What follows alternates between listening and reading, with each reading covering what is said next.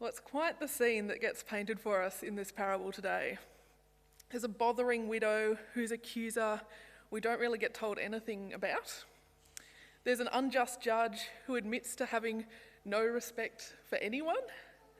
And in a turn of events that, despite some questionable motives, justice somehow gets granted in the end. At first reading, this story can seem like a bit of a farce, and then it all ends with Jesus asking a bit of left-of-field question about faith. So what's going on here? I want to offer you an artist's ideas about this scene for your consideration. This is just one artist's impression of the story, and like any artwork, it definitely has its own biases and assumptions within it. But I think a visual representation can be a helpful place for us to start thinking about what's going on here. So take a minute to look.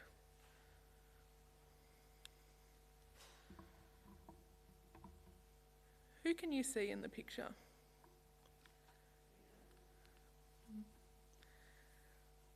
What facial expressions or emotions can you notice? What can you see happening in the background? Do you think the artist is implying that anything is about to happen? We're looking at a wood engraving by John Everett Millais, printed and published in 1864.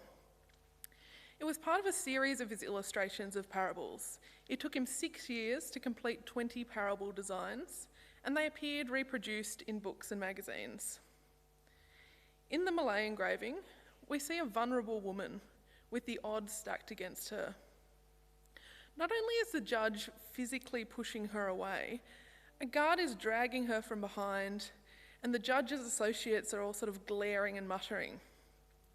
And it's all taking place against a formal, intimidating, courtroom-esque backdrop.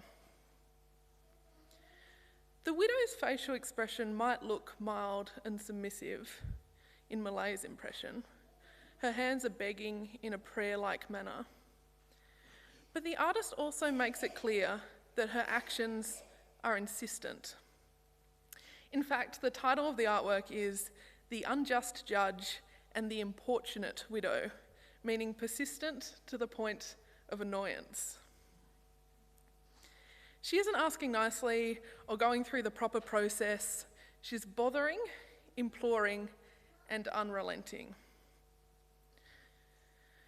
So when we read this parable and consider that it's premised in Luke as being about the need to pray always and not lose heart, and then look at this type of scene it paints for us, what kind of prayer is it talking about? Is it saying God is like an authoritative man, like the judge we saw in the image, with the power to decide our fate? Is it saying that we're like desperate women who have to nag and nag or pray and pray because it might eventually be enough to wear down God into a change of mind? Is it saying that it's really hard work to get God's attention? I don't think so.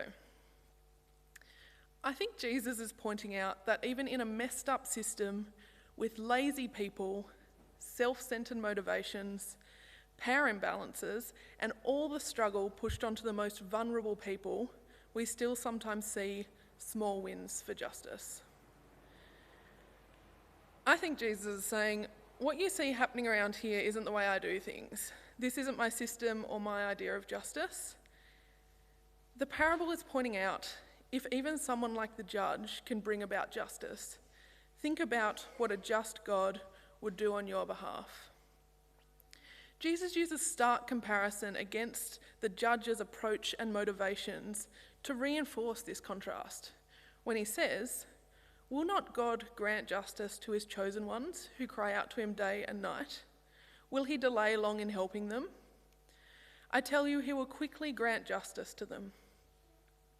Perhaps Jesus is pointing out how much more God cares about justice than some of the people in society we might have been told to see as authorities on the matter.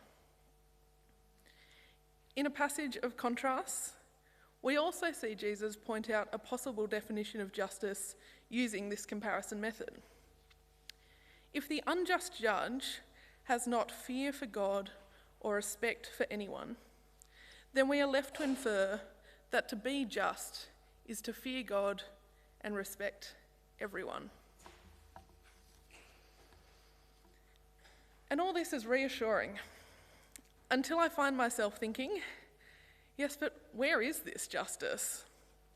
Surely if the way God operates is nothing like this judge, and there have been generations of faithful prayers for justice, then everything has been fixed by now, in a timely, convenient manner. Obviously not. In case you were wondering if the persistence seen in this parable was still relevant today, I opened my news app the other week, and 3 of the top stories were the family of a woman murdered by her partner who waited 40 years for him to be tried and found guilty, a public figure trying to get police to take action against her childhood abuser who continued to harass her online, and a Stolen Generations class action seeking compensation for more than 1,700 family members. The woman in the parable says, "Grant me justice against my accuser." There are no details of her situation given. But maybe Jesus knew that this parable's audience, us included, wouldn't need a specific explanation of this injustice for the story to still resonate.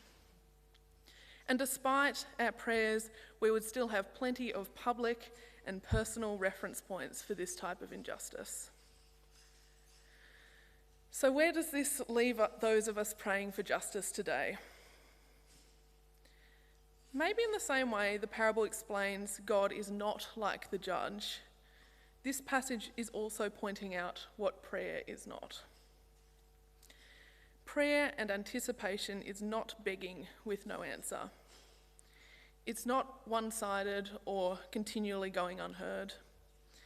It's not a daily burden like the widow chasing down the judge would have been. Prayer itself is an act of participation in God's kingdom. Prayer can be communal yearning for change. Prayer is conversation and connection. I also wonder if when Luke says the parable is about their need to pray always, if it's not only talking about the widow. Honestly, I think in her situation she probably was already praying, maybe along the lines of, "God, give me strength to deal with this man who seems incapable of doing his job."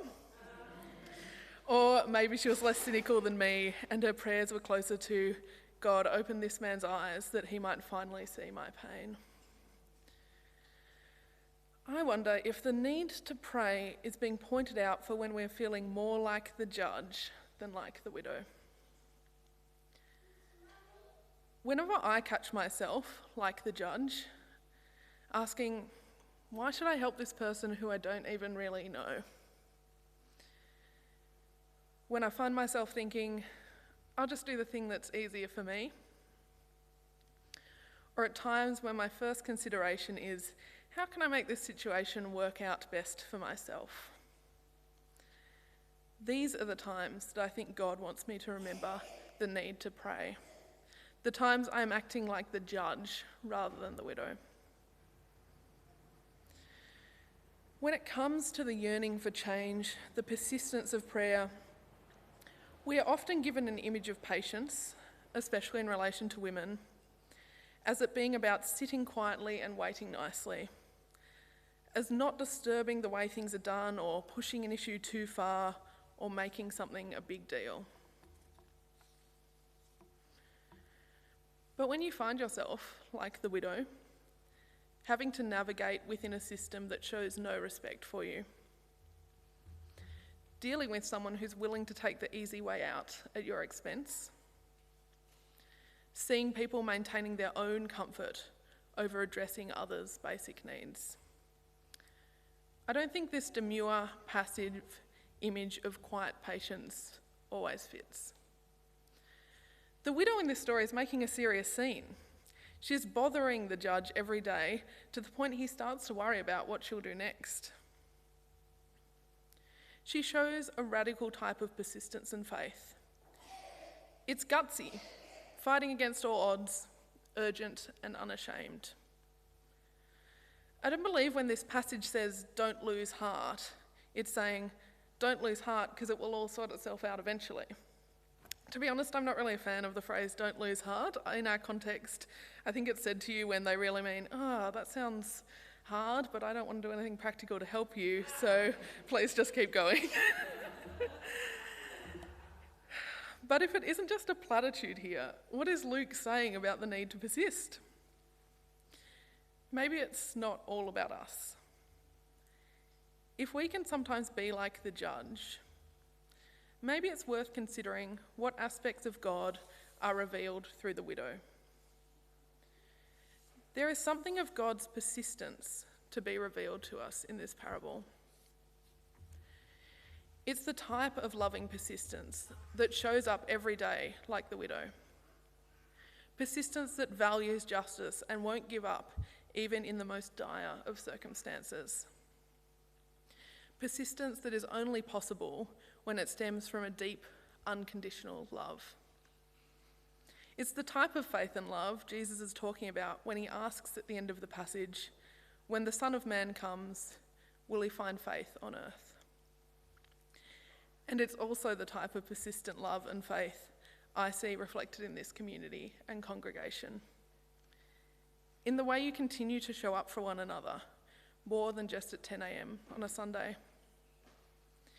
In the way you persistently seek out God, even if you've not always been welcomed by parts of the broader community.